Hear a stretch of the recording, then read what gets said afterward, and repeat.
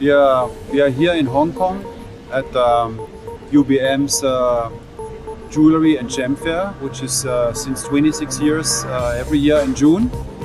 This is a smaller sister of the world's largest Hong Kong Jewelry and Gem Fair, which is every year in September. This year it's going to be the 31st event. UBM is a worldwide operating B2B media company. Altogether we have meanwhile more than 20 trade shows. And of course in Hong Kong here we host our flagship shows. Where Hong Kong is taking a lot of advantage is of course being at the doorsteps of the mainland of China.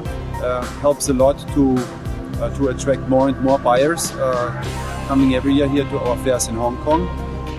But also Hong Kong is gifted to be in the middle of East Asia, so it's likewise convenient for buyers from, say, Japan or Korea, or from Malaysia or even Australia and Singapore to come all the way here to Hong Kong.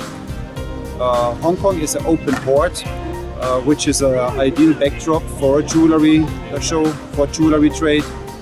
You can get in and out here very easily, carry your trade, and of course Hong Kong, for the same reason, has developed into Asia's largest trading hub for fine jewelry, for pearls and for diamonds in the past years.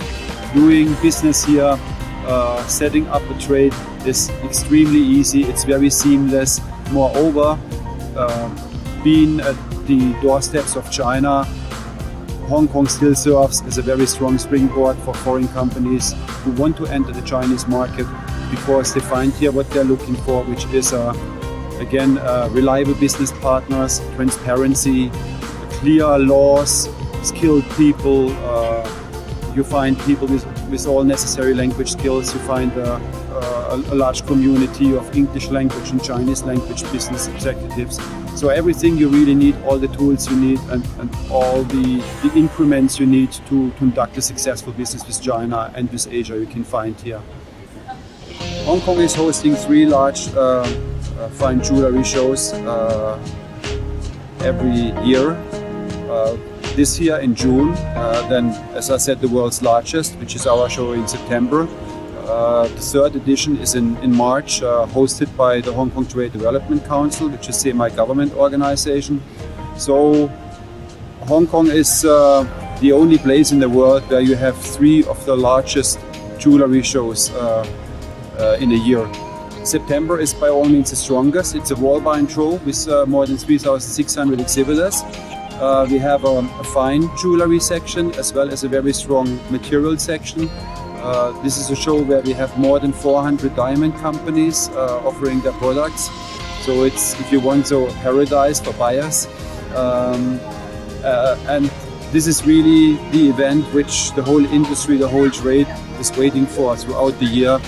What we could observe in the past years is that the buying habit is more and more tuning towards the trade show calendar, and the fact that this show is always in the first half of September of the year means that the buyers plan their entire sourcing and travel calendar for the year focused on this show.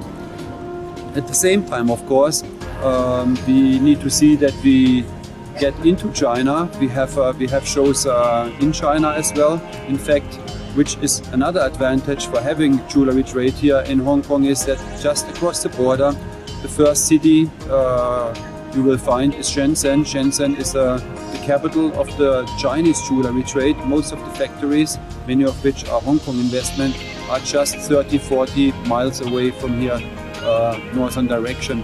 For the same reason, we have a Shenzhen jewelry fair every year at the beginning of the year.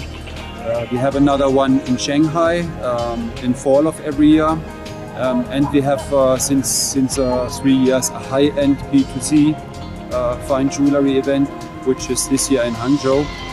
These 3 events in mainland China are complementary to the leading events here in Hong Kong, and it corresponds very nicely with each other.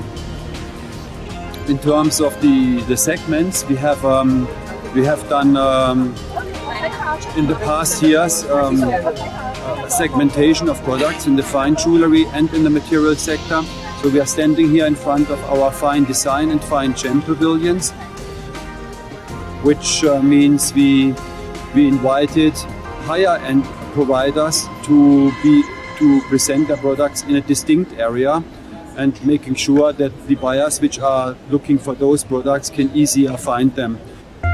Every large trade show like this one or the one we have in September is so large that it means an organizer has to do its utmost to help buyers to use their time as efficient as possible and to find as quickly what they're really looking for. In terms of the origin of exhibitors, we have about half local exhibitors from Hong Kong, the other half from around the world. We have more than a dozen of national pavilions at our shows in June and in September. So it's highly international shows on the exhibitor side. Hong Kong is a strong industry, has a strong jewelry trade, and therefore the number of exhibitors is as well relatively high. As far as buyers are concerned, we have at this show, I believe, close to 40,000 buyers, and at our September show we welcome every year more than 60,000 buyers. Again, with a very high proportion of international buyers, whereas in particular the number of buyers from China is growing 2-digit every year. There's a couple of things you can observe by looking at the China market. First of all, against the backdrop of the increasing wealth, you can see that the demand for fine jewelry as well as for diamonds and gemstones is significantly increasing every year.